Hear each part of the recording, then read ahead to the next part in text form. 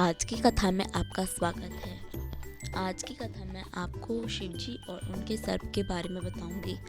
आपने सभी मूर्ति और फोटो में किसी भी तस्वीर में शिवजी के गले में सर्प जरूर देखा होगा, और ये कहाँ से आया, कैसे आया, आज मैं आपको इस विषय के बारे में बताऊंगी। एक समय की बात है, जैसे कि भगवान शंकर त्रिशूल लिए साधना पर बैठे हैं। उनका तीसरा नेत्र यानी कि त्रिकुंडी बंद है। उनकी जटाओं से गंगा प्रवाहित हो रही है। उनका शरीर समुद्र मंथन के समय विषपान करने की वजह से नीला दिख रहा है, लेकिन यह सिर्फ गर्दन में ही नीला है, पूरे शरीर में नीला नहीं है। भगवान शंकर की जटाओं और शरीर के इर्द गिर्द कई सांप लपटे हुए हैं। शिव के मस्तक पर एक ओर शांत और दूसरी तरफ महाविषधर सर्प भी है। उनके गले का हार है। उनके परिवार में भूत प्रेत, नदी, सिंह, सर्प, मयूर व मूषक सभी का संभाव देखने को मिलता है। साधन क्रम में विचार सागर में कई विचारों का आगमन होता है। भगवान शंकर के बारे में कई कथा कहानी पुराणों में, धार्मिक ग्रंथों में वर्णित है। आपने बहुत बार कहीं ऐसा सुना होगा। उनसे जुड़ी कई कथाएं साधकों को उनसे जोड़े रखती है और साधकों के लिए भी वह प्रेरणादायक होती है। उनसे कुछ न कुछ वह हमेशा ही सीखते हैं, वो सीख जो आपको जीवन भर याद रहे। पौराणिक मान्यताओं में भगवान शंकर और सर्प का जुड़ाव गहरा था तथा अभी भी है, तभी तो वह उनके शरीर पर लिपटे रहते हैं।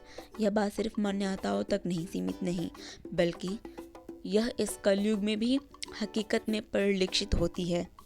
यूँ तो भगवान जनता जनार्दन के लिए अपनी कृपा बरसाने में अति दयालु हैं, लेकिन कहते हैं कि अगर भगवान शंकर के दर्शन ना हो और अगर सर्प के दर्शन हो जाए तो समझिए कि साक्षात भगवान शंकर के दर्शन हो गए। हम चल रहे हैं राजस्थान के माउंट आबू में।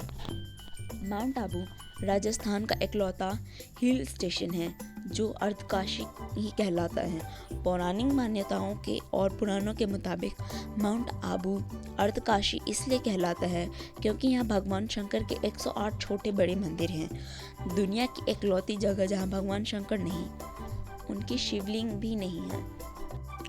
माउंट आबू में अल्चड़ दुनिया की इकलौती ऐसी जगह है जहाँ भगवान शिव की अंगूठे की पूजा होती है।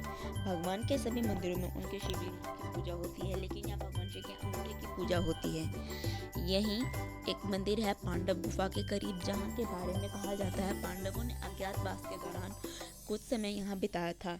शिव मंदिर ने बीते सोमवार को भगवान शंकर को जल और दुग्ध से नहलाने पहुंचे श्रद्धालुओं को लगा जैसे भोले एक विशाल नायक नग के रूप में प्रकट हो गए हैं। मंदिर भोले के जयकारों से गूंज रहा था। शिवलिंग पर जल, बेल पत्र, भांग, धतूरा, फूल आदि चढ़ाए जाने का क्रम जारी था। तभी एक विशाल कार्य सर्प न जाने कहां से आकर शिवलिंग से लिपट गया। इस नाग का आकार लगभग 6 फीट था। इस बीच कुछ लोगों ने डरते डरते शिवलिंग पर जल की अर्पित किया, लेकिन नागराज कई घंटों तक शिवलिंग से ही लिपटे रहे और वे वहां से नहीं जा रहे थे। सावन का दूसरा सोमवार और शिवलिंग पर जल चढ़ाने का सिलसिला चलता रहा। इस बीच नाग की अटखेलियां भी जारी थी। वे वहीं पर बैठे थे।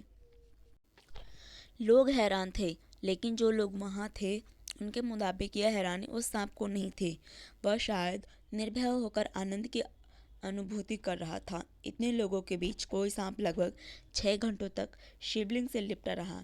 लोग टकटकी लगाए देखते रहे। कुछ लोगों के लिए भोले सर्प के रूप में शिवलिंग से आकर लिपटे थे, तो कुछ लोग उस पल को शिद्दत से महसूस करना चाहते थे।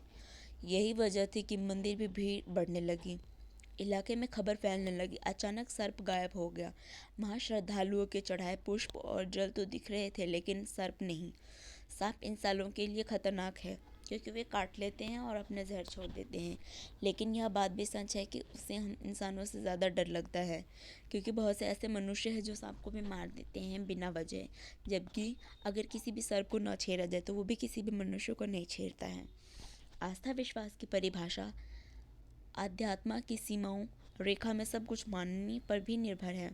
स्थानीय लोगों के मुताबिक माउंट आबू के उन मंदिरों में जो जंगल के बगीचों और बीचों में हैं, वहाँ इस प्रकार की घटनाएं सावन के महीनों में सोमवार को या फिर शिवरात्रि के मौके पर ज़रूर होती है, क्योंकि यहाँ इस दिन शिव जी की पूजा होती है बहुत ही ज़ोरों शोरों से। पिछले वर्ष इन्हीं जंगलों के एक शिव मंदिर में पंचमुखी यानी कि 5 मुंह वाला सांप भी दिखाई दिया था। ये घटनाएं ये सिद्ध करती हैं कि शिवलिंग और सर्प का गहरा नाता है। यह रिश्ता इंसान नहीं समझ सकते, समझ से भी उनके परे हैं।